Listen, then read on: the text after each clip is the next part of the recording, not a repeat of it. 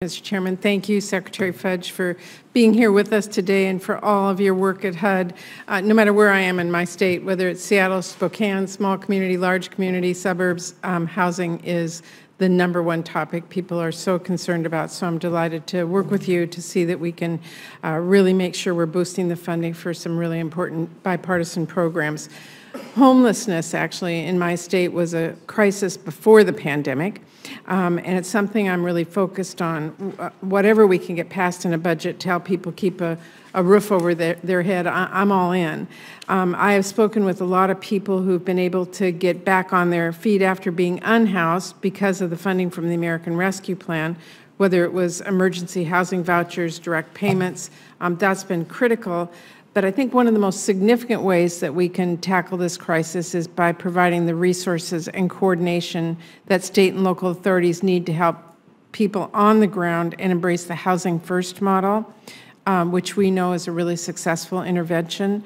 Can you talk a little bit about how this funding request that you have would address homelessness in our communities and the urgency of this crisis? Absolutely. Thank you very much, Senator, for the question. In this budget, there's an additional almost $600 million in homelessness assistance grants so that we are dealing with people who are on the ground every day.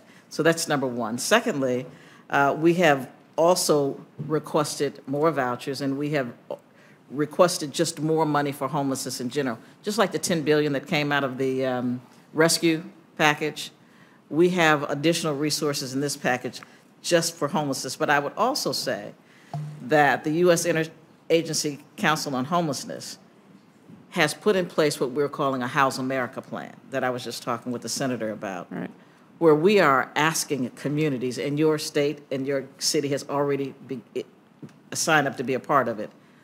With the resources that we had from the rescue plan, how are they going to use those to assist us in getting homeless people off the street, and what number of homeless people are they committing to us that they're getting off the street? Seattle was a leader in it. So we are excited about the fact that many other communities have come in and agreed to do the same. But there are significant resources in addition to this almost $600 million in the president's budget to deal solely with homelessness. Okay, and the supply of affordable housing is really a critical part of this puzzle.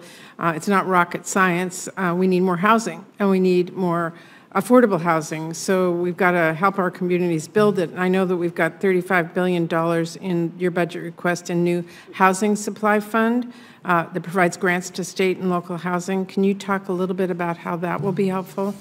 Well, there are a couple of things that we're doing. We're already working through state housing finance agencies through what we're calling the Federal Financing Bank, which is getting resources from Treasury to go to the state housing finance agencies to make lending or money for low-income and moderate-income housing affordable for builders.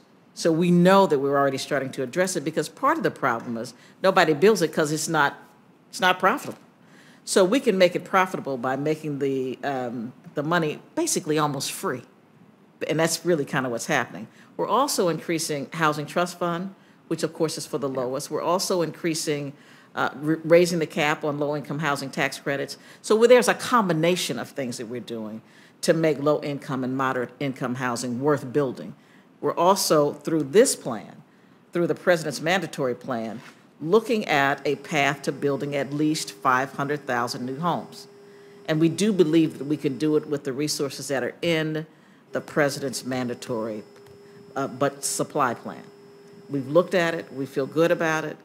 And as I have traveled the country, we have talked with the home builders. We have talked with everyone that we can think of. I mean, even down to the people who supply, Home Depot, Lowe's, whoever it may be.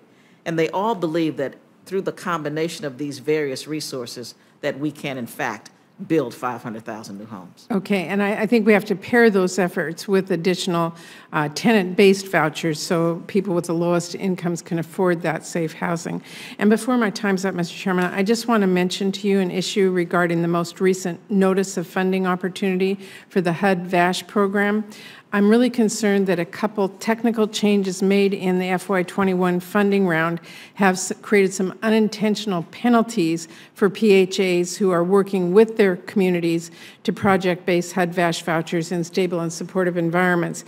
I certainly support and agree with the goal of efficient voucher utilization, but I'm concerned that changes are blocking proven leaders when it comes to the VASH management, like King County Housing Authority in my state, who are operating in extremely limited housing markets. And I hope we can work together on this in the upcoming funding cycle so that we can make sure that they can continue to do what they've been doing.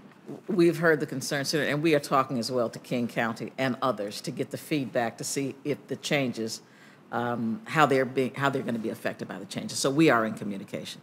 Okay, thank you very much. Thank you, Mr. Chair.